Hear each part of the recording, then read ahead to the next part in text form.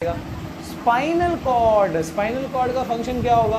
पहला फंक्शन तो यही है कि सिग्नल को ब्रेन से वेरियस पार्ट्स तक ले जाना, है ना, और वेरियस पार्ट्स के सिग्नल्स को ब्रेन तक ले जाना, ये एक काम है।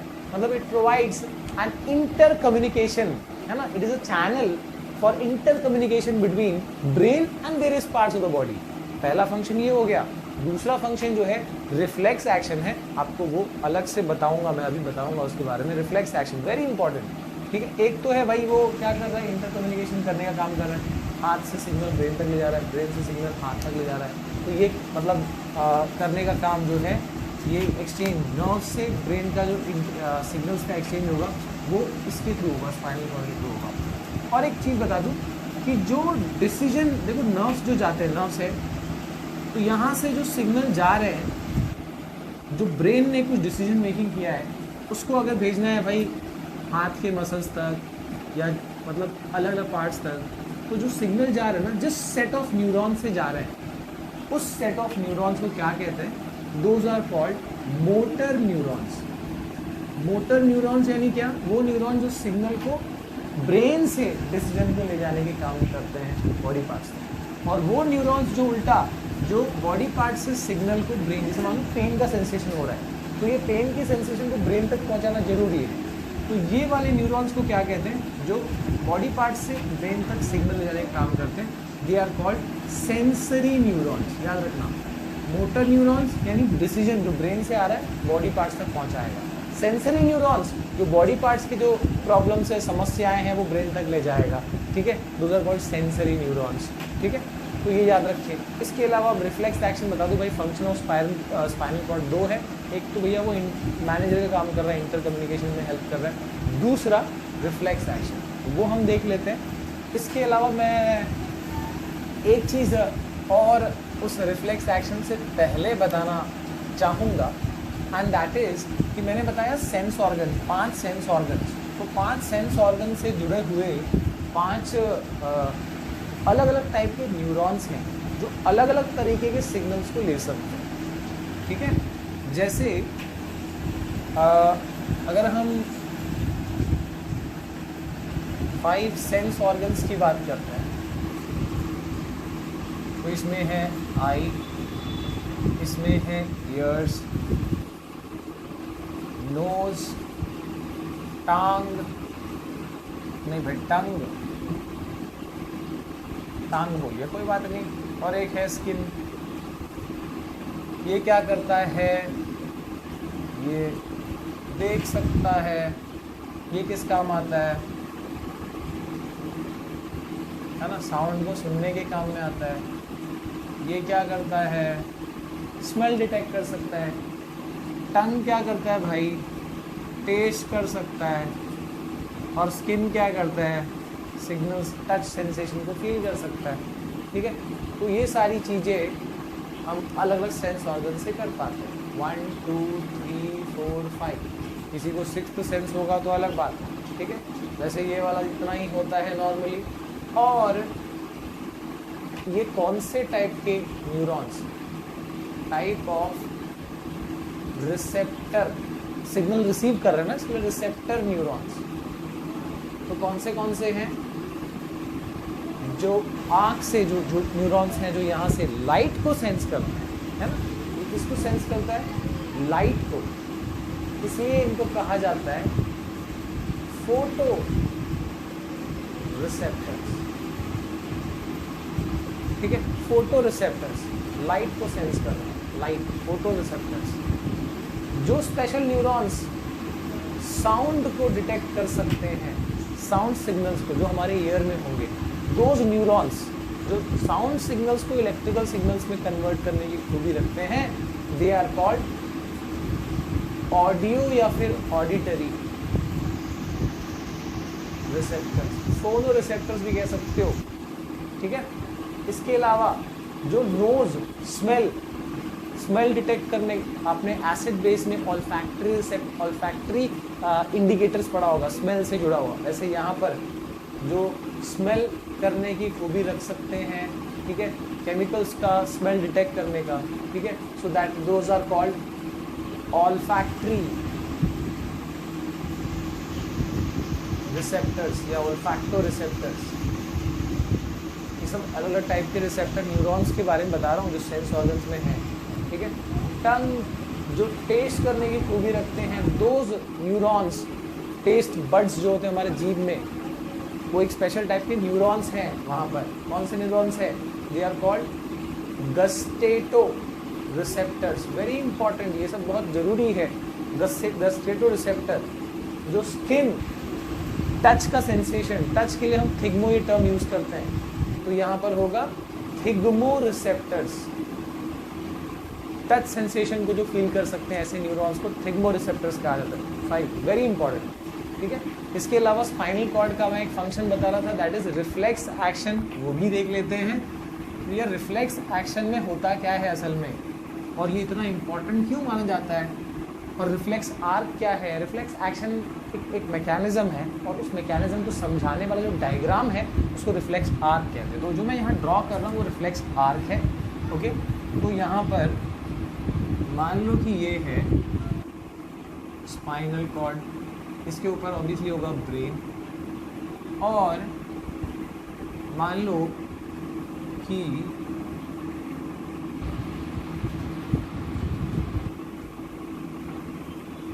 स्पाइनल कॉर्ड, थोड़ा सा मैं उसका जो सेक्शन है डायरेक्टली मैं वैसे दिखा रहा हूँ, ऐसा दिखेगा नहीं, समझो उसका जो सेक्शन है स्पाइनल कॉर्ड का वो दिखाता हूँ। तो ये क्या होगा कि जैसे कोई अर्जेंट एक्शन, ठीक है, कोई रिफ्लेक्स एक्शन, ये फिलहाल डायग्राम को रिफ्लेक्स आर्क कहेंगे, मैं रिफ्लेक्स एक्शन के बारे में बताता हूँ। रिफ्लेक्स एक्शन, रिफ्लेक्स का मतलब क्या होता है? Very quick. रिफ्लेक्स एक्शन मतलब कोई एक्शन जो बहुत अर्जेंट है या जिसको बहुत अर्जेंटली रिस्पॉन्ड करने की ज़रूरत है, ऐसे एक्शंस को रिफ्लेक्स एक्शन कह सकते हैं। अगर इसको अर्जेंटली रिस्पॉन्ड नहीं किया गया तो बॉडी के लिए खतरनाक साबित हो सकता है। जैसे मान लो कि कोई बहुत ही खूंखार सा शेर, बहुत समझो 15-20 दिन से भूखा है, 15 दिन से भूखा मर जाएगा, पर मान लो इतना बहुत भूखा शेर है जो आपके पीछे पड़ा हुआ है, और आप आराम से यहाँ पे एंजॉय कर रहे थे, आपको पता नहीं आपकी जस्ट पीछे आए खड़ा था वो, ठीक है, या दौड़ता हुआ आया और आपने जैसे देखा और आपने जो रिस्पॉन्ड किया, ऐसा होगा रिफ्लेक्स एक्शन हो गया, ठीक है। या एकदम गर्म लोहा यहाँ से ऐसे आ रहा था या ऊपर से गिर रहा था, आपने जो एक हाथ हटाया है, भाई कमाल है, बहुत तेज़ी से हटाया, रिफ्लेक्स एक्शन है ना। तो ऐसे अर्जेंट एक्शंस को रिस्पॉन्ड करना ज़रूरी है। और कैसे रिस्पॉन्ड किया जाता है, तो देखो जैसे मान लो कि ये हैंड्स हैं,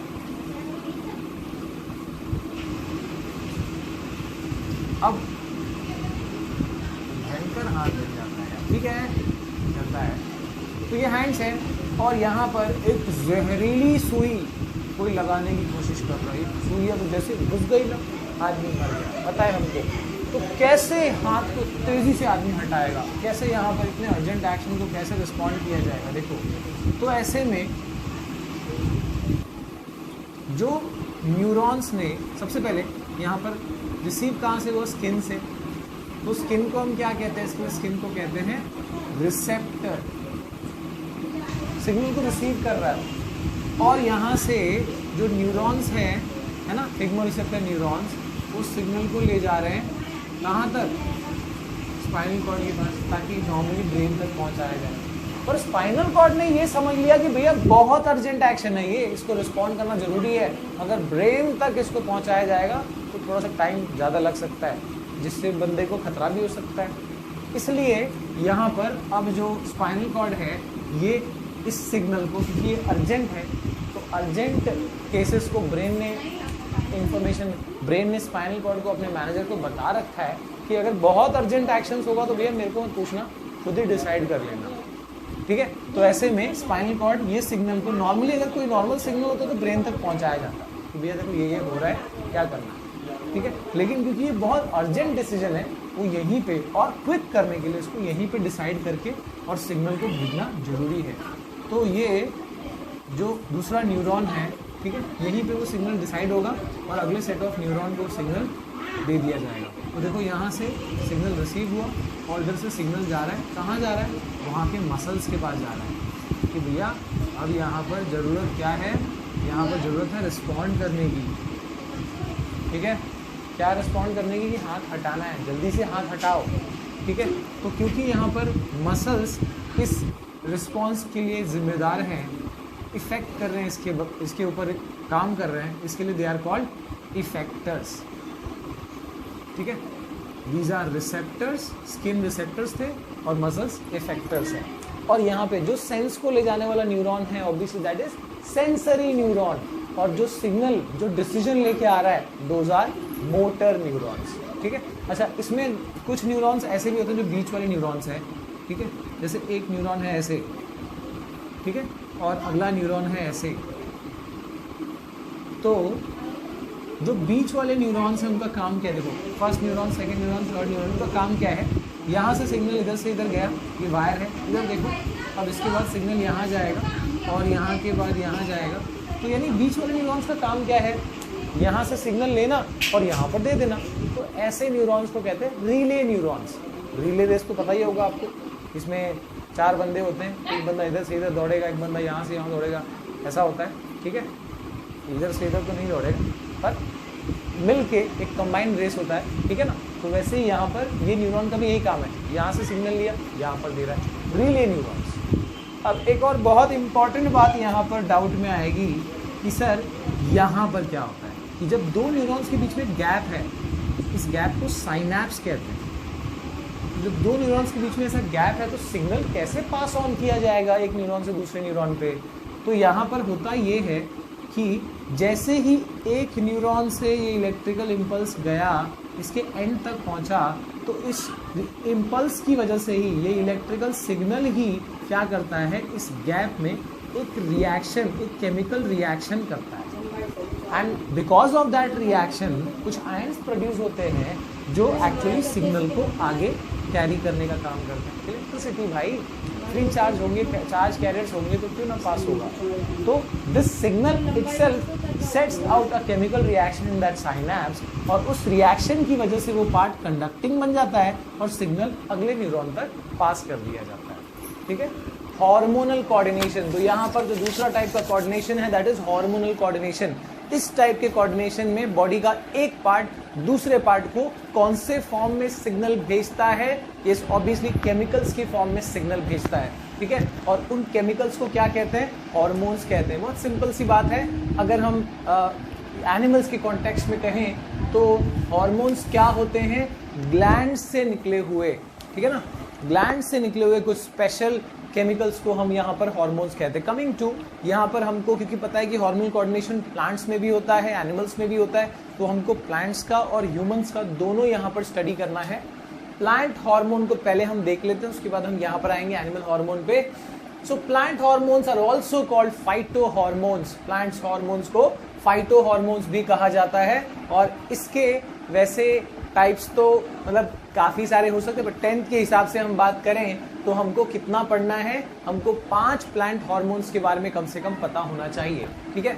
1 is auxin, other is gibberellin, इसके बाद है साइटोकिनिन, फिर है इथीन, फिर है एब्सिसिक एसिड। अब यहाँ पर एक बात सबसे इंपॉर्टेंट पहले आप याद रखो कि प्लांट्स में मेनली हार्मोन्स का ये कोऑर्डिनेशन किस तरह का है? This is related to growth. ये सब कुछ ग्रोथ के मेंटेनेंस के हिसाब से होता है। तो ग्रोथ ऐसा नहीं कि प्लांट्स में जो है ग्रोथ अनलिमिटेड है, उनमें भी ग्रोथ कुछ हद तक कंट्रोल्ड है। तो यहाँ पर हार्मोन्स 2 टाइप्स के होंगे, एक जो ग्रोथ प्रमोटिंग हार्मोन्स होंगे और एक जो ग्रोथ इनहिबिटिंग हार्मोन्स होंगे, यानी कंट्रोलिंग। सो ग्रोथ प्रमोटिंग में हमको यहाँ पर 4 पढ़ने हैं, ऑक्सिन, गिबरेलिन, साइटोकिनिन और इथीन। और ग्रोथ इनहिबिटिंग यानी कंट्रोल करने वाला, ग्रोथ को कंट्रोल करने वाला है एब्सिसिक एसिड, जो हमको यहाँ पढ़ना है। तो यहाँ पर सबसे पहले हम बात कर लेते हैं ऑक्सिन की। थोड़ा सा डिटेल इसके बारे में आपको पढ़ना है। And what is that? Obviously this is a growth hormone. क्या है भैया? ये ग्रोथ हार्मोन है प्लांट्स के अंदर का, ठीक है।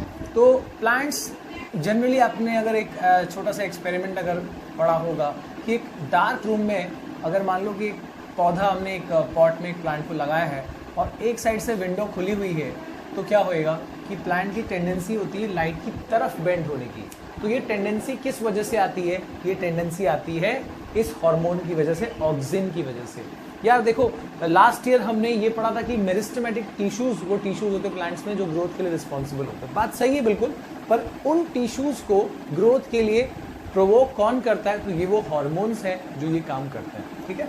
तो यहाँ पर ये बेंड करेगा लाइट की तरफ। तो एग्जैक्टली ऐसा क्या होता है कि लाइट की तरफ ये ऑक्सीजन बेंड करवाता है प्लांट को? कैसे बेंड करवाता है, ठीक है। तो मान लो ये कहाँ पर प्रेजेंट होता है? This is mainly present in shoot tip of the plant, यानी प्लांट के एकदम टॉप पे प्रेजेंट होता है, ठीक है, ऑक्सीजन। और ये एक क्या कह सकते हो, लाइट सेंसिटिव हार्मोन है। लाइट सेंसिटिव का मतलब ये है कि अगर मान लो सनलाइट इस तरफ से आ रही है, लाइट इस तरफ से आ रही है, तो ये ना छिप जाएगा, शेडी पार्ट में छिप जाएगा, यानी उस पार्ट में छिप जाएगा जहां पर लाइट नहीं पहुंच रही। ऐसा तो नहीं लाइट नहीं पहुंच रही, पर जो इंटेंस लाइट है उसके अपोजिट डायरेक्शन में, because this is light sensitive, light से दूर भागते हैं। तो मान लो ये टॉप ऑफ द प्लांट है, तो लाइट यहाँ से आ रहा है तो ये इस तरफ आ गया, और because this is growth promoting hormone, तो जहां पर भी ये प्रेजेंट होगा वहां पर ग्रोथ ज्यादा तेजी से होगा। इस वजह से क्या होगा ना कि प्लांट जो है इस पार्ट से, देखो ये पार्ट ज्यादा ग्रो हो जाएगा, ये वाला पार्ट ज्यादा ग्रो हो जाएगा। तो देखो कैसा हो जाएगा, यहाँ पर देख सकते हो, ये पार्ट उतना ग्रो नहीं हो पा रहा, जहाँ पे ऑक्सीजन है वो ज्यादा ग्रो हो रहा है। सो अब क्या होगा, देखो प्लांट जो है it will appear to be bending towards light, देख सकते हो आप, जहाँ पे ऑक्सीजन है वहाँ पे ग्रोथ ज्यादा हो गया, और इस वजह से क्या लग रहा है कि प्लांट कहाँ बेंड कर रहा है, लाइट की तरफ बेंड कर रहा है, right. So this is the function of oxygen, जो यहाँ पर एग्जैक्टली ग्रोथ करने का काम कर रहा है। इसके बाद बात करते हैं गिबरेलिन या जिबरेलिन, जो कहना है कहो, ठीक है। यहाँ पर उसका फंक्शन याद होना जरूरी है। Another growth hormone in plant, they help in growth in stems and fruit. Gibberellin क्या करता है? स्टेम और फ्रूट का ग्रोथ करने के काम में आता है। Cell enlargement and cell differentiation, cell के ग्रोथ में भी इसका बहुत इंपॉर्टेंट रोल है। इसके बाद बात करते हैं another growth hormone cytokinin. Cyto ये वर्ड यूज करते हैं सेल के लिए, और किनेसिस होता है डिवीजन। तो cytokinesis, cytokinin is a cell division.